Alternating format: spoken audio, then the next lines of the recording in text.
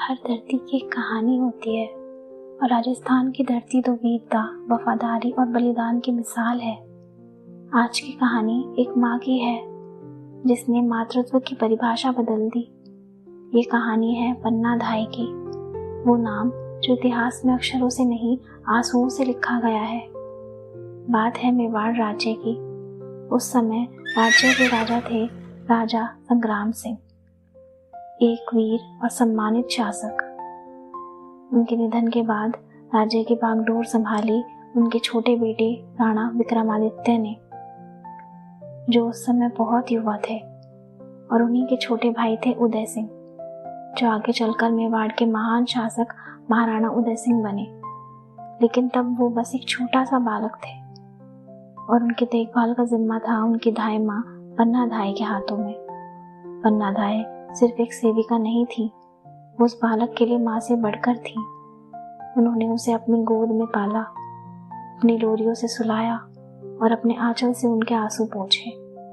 मगर समय के पहिए ने अचानक करवट ली। राणा विक्रमादित्य के शासन में एक व्यक्ति था, बनवीर। बनवीर राजा सांगा का सौतेला पुत्र था, महत्वाकांक्षी, लालची और सत्ता का भूखा। उसके मन में एक ही इच्छा थी, मेवाड़ की गद्दी पर बैठना।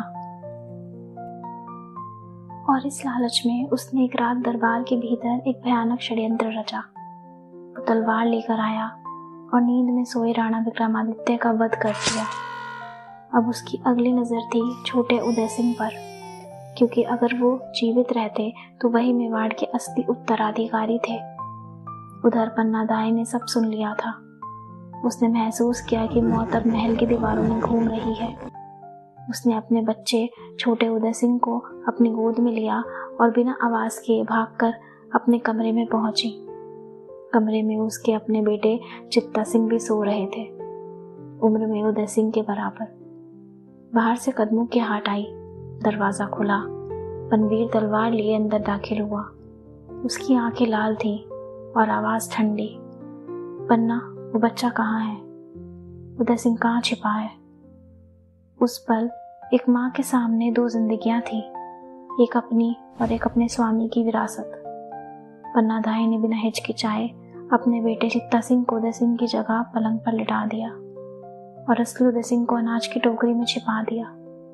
अगले ही क्षण तलवार चली और पन्ना की आंखों के सामने उनका अपना बेटा निशब्द हो गया।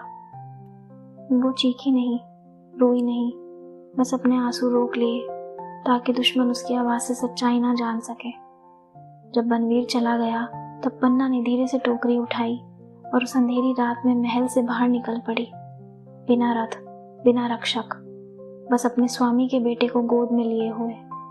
कई मील चलने के बाद उदय सिंह को सुरक्षित लेकर कुंभलगढ़ किले पहुंची। वहां उसने उदय सिंह को सौंप दिया और कहा, अब ये बच्चा सिर्फ मेरा नहीं, ये मेवाड़ की शान है, इसे बचाकर रखना।